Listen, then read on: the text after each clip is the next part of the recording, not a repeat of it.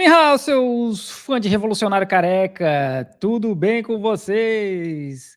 E vamos assistir aí o João Carvalho, que é fã do Lênin, que é fã do Mao Zedong, só Revolucionário Careca, no Meteoro Brasil. O Wades Giles, que é a tradicional, você grafa e pronuncia Tse-tung, Mao Tse-tung, né? Já o pinyin transliterado, né? Hoje em dia a gente grava Zedong, Z-E-D-O-N-G, e pronuncia Mao Zedong, né? Que é muito mais próxima à pronúncia original na própria língua deles. Né? Então a ideia é quase que uma decolonialidade do saber aí para se pronunciar mais proximamente do que ele pronuncia e não do que o gringo entende. Ajuda a gente de novo, então, João. Zedong. Mao Zedong. Tá. Zedong. Vamos voltar lá para as opções do João. Então, para eu sei que existe né, essa transliteração, porque é outra língua e tal, mas em chinês é Mao Zedong, é mais fácil, né? Zedong. Mais simples. Além do Mao Zedong, a gente aprendeu aqui como pronuncia e por que pronunciava do jeito que pronunciava. Tem o Paulo Freire e daí outro Paulo ali, que é o Leminski. Então essa é a nossa seleção. Pode ser o I Ching, pode ser o Mao, pode ser o Paulo Freire ou pode ser o Paulo Leminski. Qualquer uma das citações aqui será sobre revolução. E aí a gente põe essa citação na mesa. Carvalho deve ser do norte da China. Pensa na origem dela e o João extrapola aqui o conceito de revolução para a gente a partir dessas frases selecionadas. A Sofia também vai contribuir aqui com o conhecimento dela. Feito, João, pode ser? Fechou. Pode ser? Vamos lá para um breve intervalo regado aqui a um Nescau quentinho que tá frio pra caramba. Até já. Olá, esse aí é o nosso tema. João será convidado a adivinhar qual frase é de quem. Quais são as opções que estão colocadas hoje? O I Ching, aquele livro usado como oráculo. O livro das mudanças. Zedong, Paulo Freire ou Paulo Leminski. Essas são as opções que estão colocadas. Dito isso, bora para a leitura meio cringe da primeira citação do dia.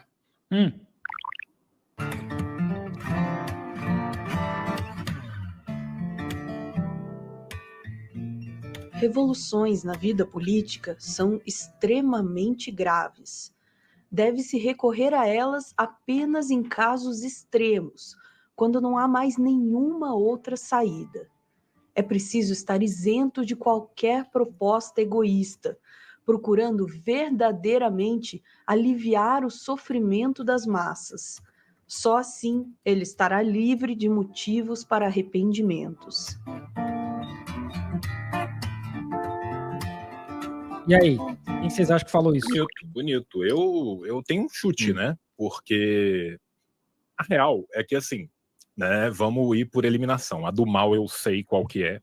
Quem que vocês acham que falou isso? Foi o livro das mudanças do I Ching? Foi o Paulo Leminski, o Paulo Freire ou o Mao Zedong? A do I Ching vai ser muito filosófica. Né? E entre os dois Paulos, um vai falar de pinto, bunda e cu e o outro não. Então, por eliminação, eu vou ficar com o menino Freire. Errou. Ih, rapaz. Errei. Nós vamos jogar isso aqui. Estamos falando do I Ching, João. Hexagrama 49, Revolução, que traz um recado sobre uma mudança que foi adiada durante muito tempo, que é dolorosa, mas que é inevitável. A imagem evocada, por vezes, é uma cobra trocando de pele. Então, esse é o recado do I Ching sobre revolução. É doloroso, mas quando não tem como evitar, vai... Que coisa esquisita o Álvaro sem barba. Que coisa estranha, cara. Seu caminho. E aí ele dá conselhos sobre como essa mudança dolorosa e repentina deve acontecer. Tá lá. Eu fico devendo, então, né? A minha parte de filosofia chinesa falhou, né? Eu achei muito gentil a preocupação com o povo, por isso que eu fui, né? No Paulo Freire, que costuma ter sempre ela.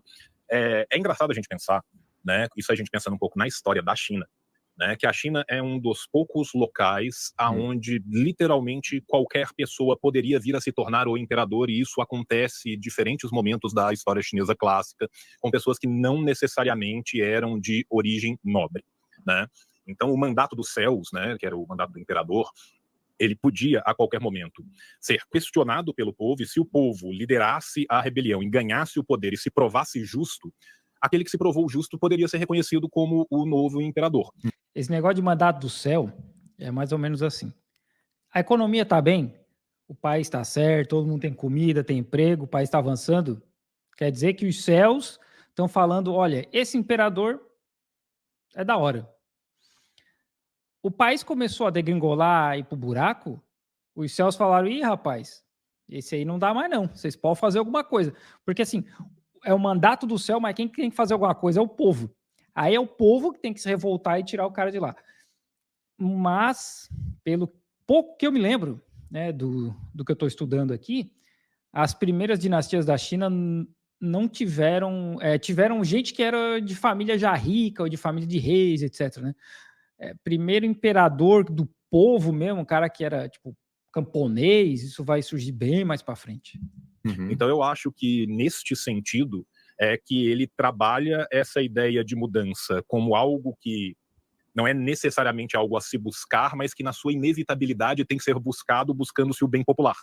Né? Isso vem de uma longa tradição da história chinesa, que pelo menos até a época dos Três Reinos a gente consegue voltar a ela. Né? E a antiguidade clássica chinesa não é minha área de especialidade, eu não sei se a gente vai ter exemplo de outros imperadores anteriores à época dos Três Reinos que vão sair de pessoas do povo.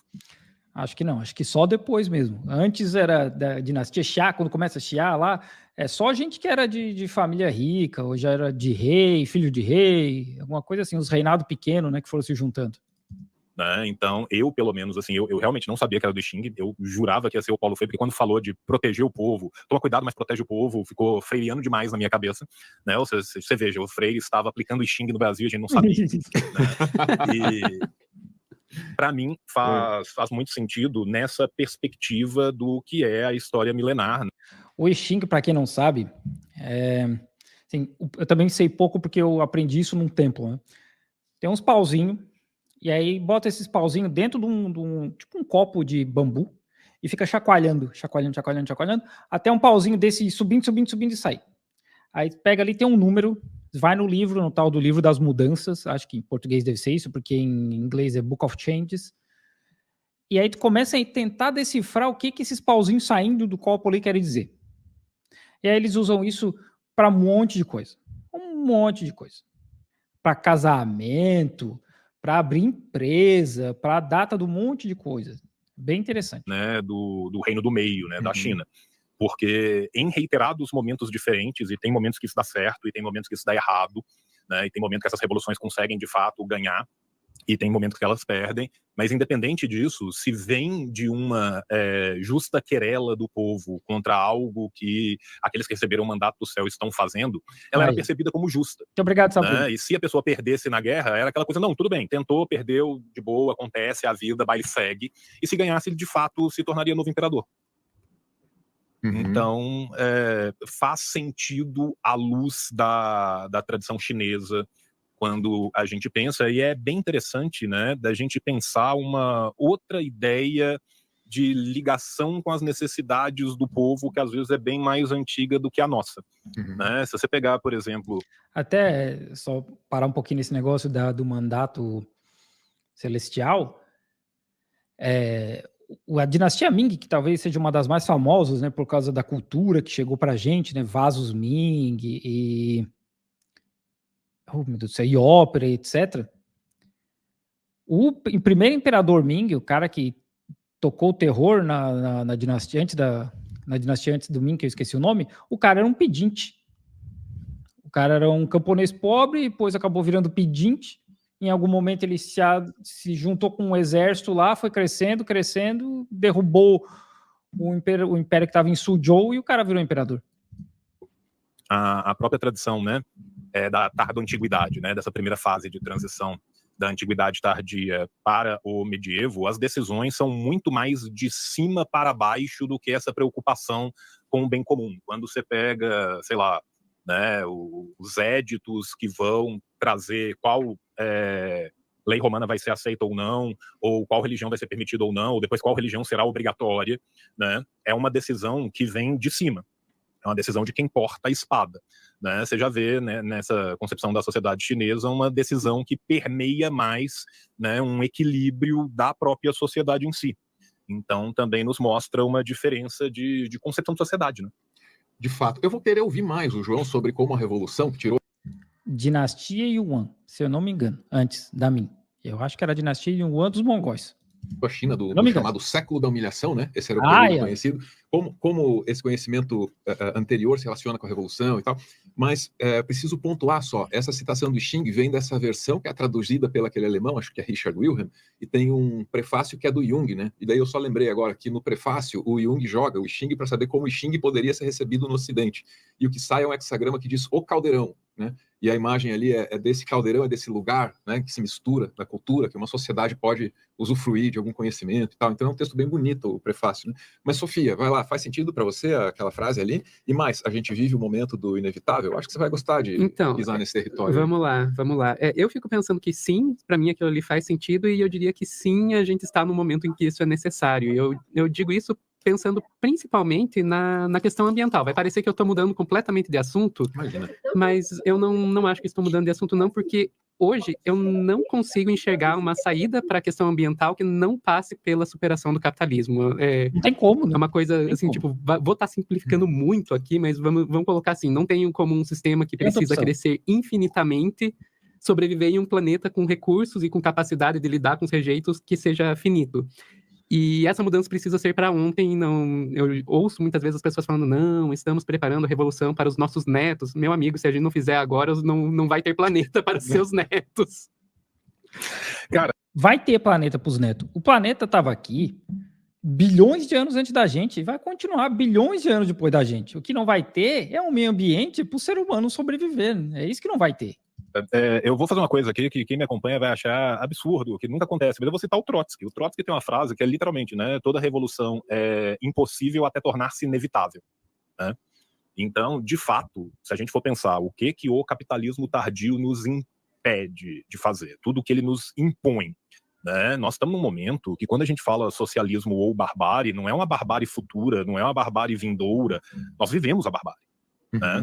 Então, meio e luto pra gente tem que ser verbo, né? Não pode ficar só no substantivo, porque dia sim e dia também avança um sistema de exploração, né, que se a gente não combater ele irá nos extinguir. Fica muito difícil hoje em dia para os negacionistas climáticos, né, que era um pouco mais fácil há 10 anos atrás, só que a gente tem que lembrar que as pessoas estão falando isso desde o final da década de 70. Sabe? Então, tudo isso que vem acontecendo tem consequências muito claras, tem consequências muito patentes. Então, essa inevitabilidade também, né, é algo que é sempre trabalhado. E voltando na questão do Álvaro, né, que ele falou da ligação da Revolução com essa tradição e tal, as pessoas às vezes acham que o fato da Revolução ser, entre aspas, iconoclasta, dela mudar a ordem de pensamento, mudar, né, sair daquele confucionismo e neoconfucionismo tradicional, as pessoas acham às vezes que se jogou no lixo toda uma tradição de um povo que é o mesmo povo há quase 4.000 anos, e isso não é verdade. Mais ou menos. A China vende muito essa ideia, né, de que eles são um país com 5.000 anos de história, mas assim, quando a gente começa a estudar da onde que vem a dinastia Xia, a primeira dinastia, cara, era um negocinho assim, minúsculo, tá, no meio da China. Era nada. Não era nada comparado com o que é hoje na China, assim. E aí vem mongol, e aí vem o uigur, e vem gente de tudo que é lado. É uma bagunça, sabe? Então, mais ou menos. Né? Tanto na questão militar, quanto na questão filosófica, quanto na questão de literatura, todos os grandes líderes da Revolução Chinesa são homens chineses formados à moda chinesa, e boa parte deles formados ainda durante o período da dinastia Qing, ou seja, formado ainda naquele neoconfucionismo dinastia Qing tradicional. Né? Mao era um grande leitor dos clássicos literários, Zhou Enlai vinha de uma família do mandarinato, né? Então todo o pensamento tradicional chinês ele é muito importante, não só, né, para a boa concepção filosófica da Revolução, mas inclusive para as táticas de guerrilha que são feitas. Mas assim, o Mao não chegou a estudar fora, mas, se eu não me engano, Zhou Enlai, Deng Xiaoping, uma galera da cabeçada do partido, eles vieram de famílias abastadas e eles tiveram a oportunidade de estudar fora da China. Então, os caras foram estudar na França, foram estudar na União Soviética, foram estudar no Japão. Então, teve, assim, não era só gente pobre. O Mao era, assim, pequeno camponês, a família dele, assim, não era uma família com dinheiro, né? Mas também não era um camponês paupérrimo. Mao, quando está fazendo a Grande Marcha, ele se baseia muito num dos clássicos chineses, que é o Fora da Lei do Pântano, né?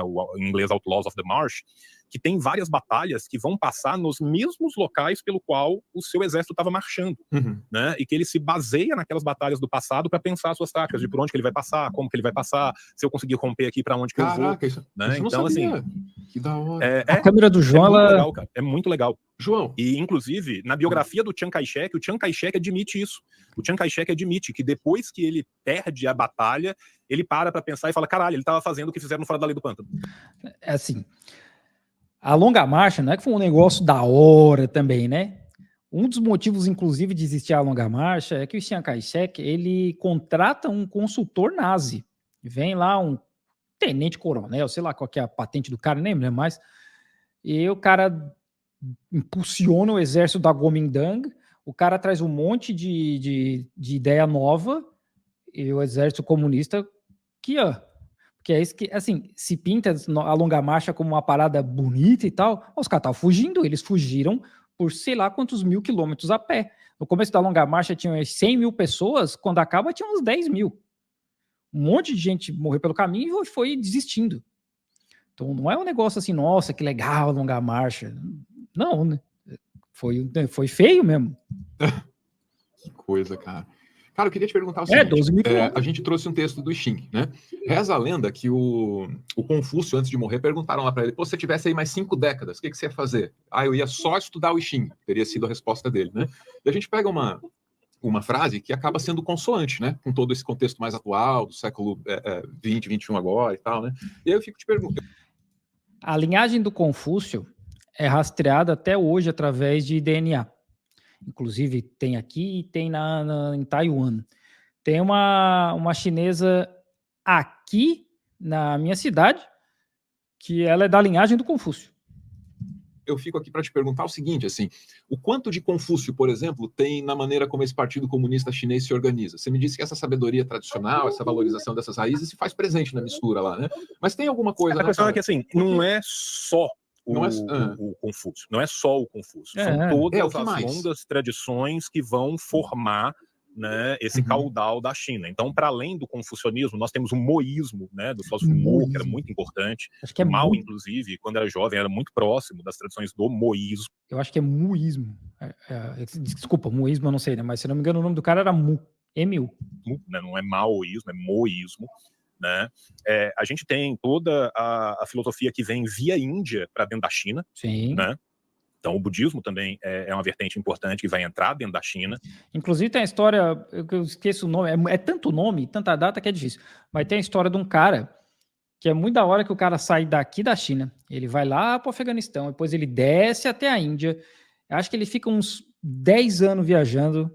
E aí, quando ele volta cheio de livro do budismo. E aí ele começa a espalhar o budismo aqui pela China. E depois vai para a Coreia, vai para o Japão. Mas o cara trouxe uma porrada de coisa com ele quando ele estava viajando. Né? Você tem todos os clássicos chineses, os analetos, que são muito importantes. Você tem toda a literatura chinesa nos seus grandes clássicos, que são muito importantes. Você tem todos os poemas sapienciais, toda a literatura de reverência familiar, né, que permeia toda a história da China. Então, assim, na verdade, é um caudal cultural muito maior e muito mais complexo. Mas os analetos são do Confúcio, né? Tanto que quando a gente pensa, a dialética que foi essa grande novidade do pensamento ocidental, ela não é uma novidade para o pensamento oriental. Quando a dialética marxista, né, chega à China via Japão, né, o marxismo chega à China via Japão, principalmente pelos intelectuais que vão fazer, né, parte daquele ciclo que fizeram as grandes revoluções da década de 10, né, você tem o Sun Yat-sen, por exemplo, na China, você tem a Revolução Mexicana, você tem a Revolução Iraniana. Esses intelectuais chineses, eles iam estudar no Japão. Porque era gente que tinha dinheiro, né? O Sun Yat-sen estudou no Japão. Né? Porque o Japão já tinha se aproximado mais ao Oriente, estava passando por todo o período do Meiji. O Japão já tinha invadido um pedaço da Manchúria, o Japão já tinha tomado Taiwan, em 1910.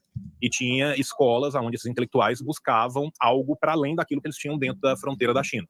E chegando lá, eles entraram em contato com esses pensamentos do Ocidente, e o marxismo vem para a China via Japão por causa desses intelectuais. Um dos grandes intelectuais que vai trazer, inclusive, era bibliotecário na Universidade de Pequim, e o Mao vai ser assistente dele. Né? São dos pais fundadores do Partido Comunista Chinês. E a eles, quando eles estudam a dialética, quando eles pensam o pensamento dialético, aquilo é algo que já está muito bem inserido dentro do próprio pensamento oriental. Não é uma surpresa para eles, porque quando a gente pensa tanto, né, no hinduísmo, no brahmanismo, no budismo, em todas as revoluções, mesmo o confucionismo como ele pensa, o moísmo como ele pensa a natureza e as suas concepções, tudo isso já estava ali inserido em outros termos, de outras formas, mas uma linha de pensamento que para eles é muito natural. Tanto que uma das grandes contribuições do Mao, ela não é somente uma contribuição militar ou uma contribuição política, são também as suas contribuições filosóficas. Por falar em Mao, a gente tem lá um grupo do Telegram, o Grupo Mao, para quem é membro do canal. Inclusive, tem gente que é membro do canal e não entra no grupo. Eu não sei se as pessoas não querem conversar com a gente lá no Telegram, ou porque não achou o link, ou porque se esqueceu, sei lá. Mas seja membro do canal, entra lá no Grupo Mao, que a gente discute sobre a China, eu posto umas paradas lá para a galera discutir, e vamos voltar aqui ao João. Né?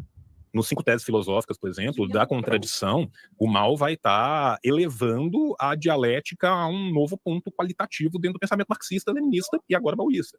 Então, assim, isso faz parte dessa cultura, e é uma cultura muito mais rica do que a gente pensa, porque, assim, a China está num local também que é um local de trânsito, né?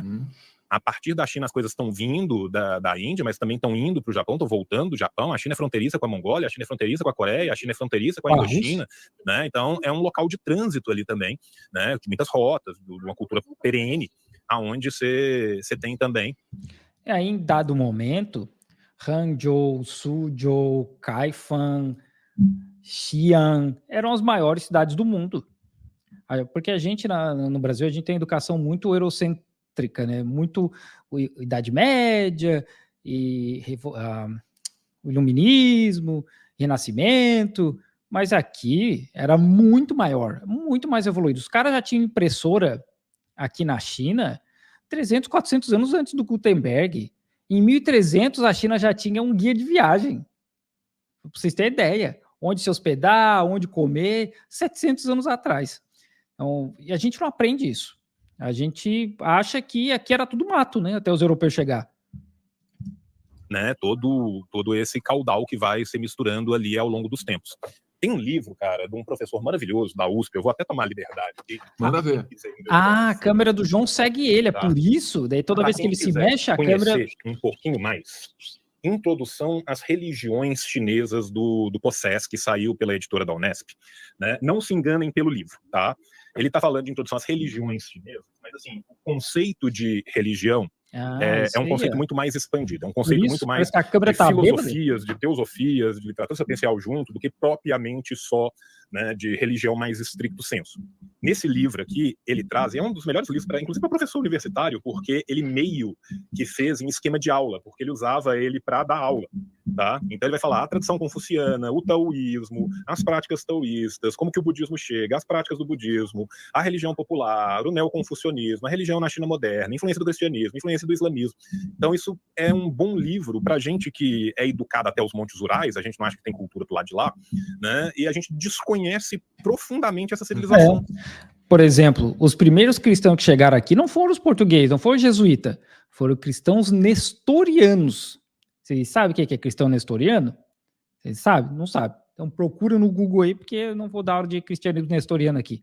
Mas é só para vocês terem uma noção do nível do que era a China, né? Há 2000 anos atrás, mais ou menos. A gente acha que só existe civilização a partir do momento que tem colonialismo, né? E é uma civilização riquíssima, que tem várias criações próprias dela, né? Como, por exemplo, o moísmo, a criação própria dela, o taoísmo, a criação própria dela, e também recebe de fora outros vários aportes. Sensacional a gente desenrolar tudo isso, cara, a partir de 4 linhas de texto, ou 6 linhas agrupadas aleatoriamente entre yin e yang, que é assim que essa conversa aqui começou. Obrigado, viu, João? Obrigado, João. Um breve intervalo. Obrigado, e já vamos ver aqui o que a gente vai ter nessa sequência. Até já. É isso aí, gente. 30 minutos de João Carvalho. E no fim, assim, o João, ele manja muito, né? assim, não dá nem para comparar, né? Não dá nem para comparar. O João é um troço outro nível, né? Ah, gente, então vamos...